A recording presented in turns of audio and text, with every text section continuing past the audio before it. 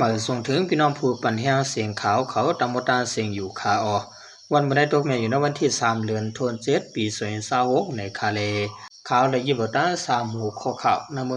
องไทยสีที่มาต่างถึงนี้พี่น้องผู้ปันแห้งเขากว่าอยู่คาออหัวข้อข่าวที่1เขตควักนาลินป่วนเปลี่ยนจูเวียงหมู่เจคือเยอะๆหัวข้อข่าวที่2ลูกอ่อน12โขกและขอกาผายญาเจ้าสังฆะลู่หลวนเปียดปะหมัดจิตแทงตั้งน้ำหัวข้อข่าวที่3ศึกไทยเลจุมต่อยายื้อกันตีแดนดินผายตัวยาตายสีเกาะติเลยยามอกำตั้งน้ำวันในข่าววันตั้งสุนัยข่าววันกันกว่าถ่อมด้วยหัวข้อข่าวน้ำเมืองเตรียมต่างไว้ว่าเขตควักนาลินป่วนเปลี่ยนสู้เวียงหมู่เจคือเยอะๆในจอมกันคาที่เวียงหมู่เจเมืองใต้ปอดห่องแดนดินจับเมืองมันเมืองเขนันเขตควักนาลินล้อมโหป่วนเป็นแคนเมืองขามป่นน้ำเมาจำถึงหิมเวียงหมู่เจเย่าไหนและหูจอมคนปืนตีเขาลาดทางไหนซ่อมโหเรียนแคน2 มือนั้น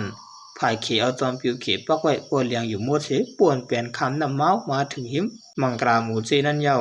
ในเหลือนทนเจ็ดในตีล้อมโหเรียนแคน2 มือกว่าในข่าวคนปืนตีก็หันสนาตันตาก็หนึ่งดัดวายามเดียวเขเขาปักจอมปิวถึงว่าหมักนางลอมหิมมังกราหมู่เจนั่นเย่าคาเขาล้อมโหเข้ามาในนำเลือมือก่อนมาโคกปากทัดกุนกลางนำมาก็เย็ดเข้าใส่เนื้อดินเขาเปียดกว่าเย่าคาซ้อมผังนำมานั่นก็เอาก้าถุลินคุดลินทวมสาเสควักนาลินจูลินเมเมืองไตโอลัดหนังไหนจำหนังแค่บางลาวปอมเสลองภายเขเขาทวมลินใส่นำมาในที่ให้สามารถเนื้อเหลือนหัวปีส่วนเศร้าพวกในกุ้ยปืนตัดที่ให้หามลองเขช่างหนังไหนควรปืนตีอ่อนกันถ่ายห่างแค่บางต่างเนื้อสื่อตัววงกลให้คนดวงปานเนื้อพูดถึงอยู่ในเซตาโกอำหันเผาจุ่มเหลือมากดเจ็ดทัดตัว10 ล้านว่าเฮาขากันว่าพ่อหลวงปองจึงเขาหันเมียนเยาอยู่คิดดิกดทัดในกำลื่นก็อำทูสังฆะเคียเขาขายบันเขเลอำมาตัวเยี่ยมขายอยู่ในเยาอันเขล่องหูป่วนเปลี่ยนเขานางลิ้นจึงใจในเดี๋ยวให้ลอกหน้าคนเมืองก็เขาปาจอมตั้งนำแทงกวนปืนตีหมู่เจ10 ล้านว่าเดี๋ยวให้ลอกหน้าป้ากว่าก้วยกาคนเมืองอำจังลาดสังจอมคาภายเขเขาเอาเครื่องจักรเจจุงมาคนลิ้นอยู่ปุ่นอาจจะภายเฮาก็ตักเสียงสังในปี2026ในแลหันเมืองเขควักนาลินล้อมโหลินเมเมืองไต้ต่างปอดนำตึกนำพาเชียนสวยหอนำคำหมู่เจบางตีกปากทัดบางตีก3 ปากทัดคือเยอะๆภายซึ่งมาโฮมตั้งซึกวะซึกเกากลางซึกกุมกำแดนลินปอดวันนั้นเกตเขลาสังจอมขึ้นโดยเสนาวันที่15 เดือนเมษายน2026สื่อข่าวปัตตาซึกมันยังให้หามปันเตรียมปืนเผาลองอันเมืองเขควักนาลินล้อมโหเขาจุผังเมืองใต้แทงลูกกวนปวนมาปี2020นั้นก็เขียลองตั้งเป็นโควิด19เสล้อมโหควักนาลินจุผังเมืองใต้และเมืองคางอยู่เหมือนกันเพราะนั้นแต่แลหันภายหลวงปองจึงเมืองมานสารคัดขึ้นอยู่เกี่ยวกับเรื่องร้องในเสเพราะนั้นเขขึ้นลาดว่าเพราะตั้งเป็นวัดไหว้หายาวติปวดออกผู้เขียนเด่นจับขึ้นในเสตาต่อถึงยามเหลียวหันปวดออกไว้เหมือนกันยัง10 ล้อมโหควักนาลินเข้าจุเมืองมานแทงอยู่ซ้ำแทงไว้ซึ่งมายึดเมืองเย่าในเหลือนทวนเก่าส่วนเศร้าเย็ดนั้นเมื่อขี่ล้อมโหควักนาลินจูจะวิ่งนำคำเมืองไตปอดห่องพองนั้นอยู่ที่ก้นปุ่นดีเขายังกว่ายากกว่าโหเขียนควักนาลินนั้นอยู่ก้วยกาผายซึ่งมันแต่หันลาดสังจอมเมืองเขียเมืองมันในมีนาลินติดจับกันตั้งยาว2 กิโลเมตรไปเสตายเกดิตปัญหาหิมจิงนาลินในเก2จึงเมืองปีแห่งกบัก97นั้นได้ลงลายมือลิโคหมายการจัดการแลการหัวมือจอมแดนดินจับเมืองมันเมืองเขวาในเซตา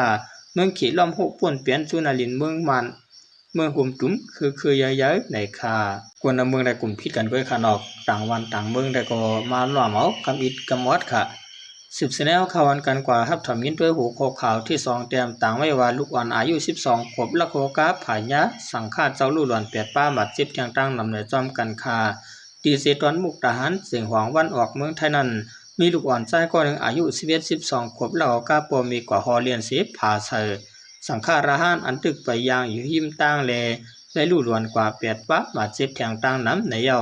สนาตีปริขันลอยตำรวจตรีที่รักแก้วเน็ตลาตีผู้สื่อข่าวว่าเมื่อวันที่2 เจริญสวยเศร้ามันหกามาเนือเส้นตั้งอันมิได้ปอกนาเวียงเก๋หน้าสีนุนเวียงมุกทหารนั้นและหันลองสังฆาเจ้าไหลป้าทบเพกึ่งกลางกาผาแลหิบเน็ตกับ10 กาต่างคนเป็นคือขักอีทางเจ้าหน้าที่เขาเมื่อเจ้าหน้าที่เข้ามาถึงเส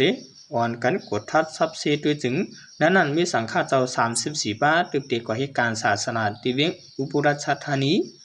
อยู่ดีๆมีการให้ลัดสีเหลืองคำลำหนึ่งมาผ่าใส่เขาแห้งย่างหลายๆลูกหลวนทางปีกว่า5ป้ามาเจ็บซาวปลายนั้นอันมาเจ็บยังมี7ป้าคนหกก้านก็เป็นลูกหลวนอายุ11-12 ขวบมันใจละเขากะ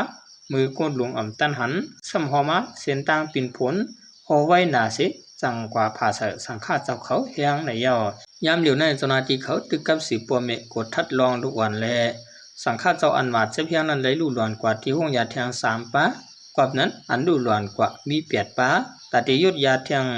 สังฆาเจ้าซื้อหมัดเจ็บนั้นหิบเน็ตหลูสว่างเลือดนำเล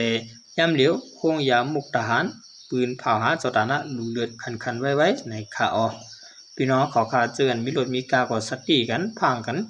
นำค่ะเนาะยันบัวในเมืองไทยในเขาตำวางไว้ลูกหวานอันไปถึงอายุ18นั้นเขาได้มักมันว่าเป็นลูกหวานก้อยในค่ะเนาะ10แนวข่าวอันการกว่าทำด้วยหัวข้อข่าวที่3เต็มต่างไว้ว่าซึกไทยและจุ่มโตยายึกันตีแดนลิ้นภายโตยาตาย4เกาะติริยามอกำตั้งน้ำในจอมกันค่าสื่อข่าวไทยเตรียมบอกไว้ว่าเมื่อวันที่2เดือน26มื้อวานในเจ้าหน้าที่ทัพศึกไทยและตั้งจุ่มโตยามีรองยึกันตีแดนลิ้นในจะวิ่งมีไอสิตวนเก่งใหม่ภายจุ่มโตยาลูกตาย4เกาะซิมเอาได้ยามายาผินพึกและยาลำตั้งน้ำเมื่อนั้นในมีสายรับส่งข่าวไว้ว่าเตมีรองตัวยามอกำลูกฝั่งเมืองยิ้มจำเข้ามาตั้งรอยผ่าวงปกมีสาวจะวิ่งมีไอ้เนี่ยแลอยู่ดีตับผ่าเมืองห่มตั้งตับชายานุภาพห่มกันเสเลยเรียบย่ำปรากฏทัดละลายปลาละลายพาย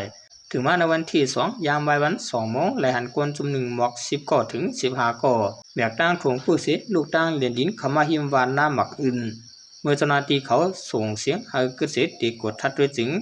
ภายหนึ่งเอากองยื้อเจ้าหน้าที่วันตั้งและ2 ภายและยื้อกันหึงหมอคามเนตร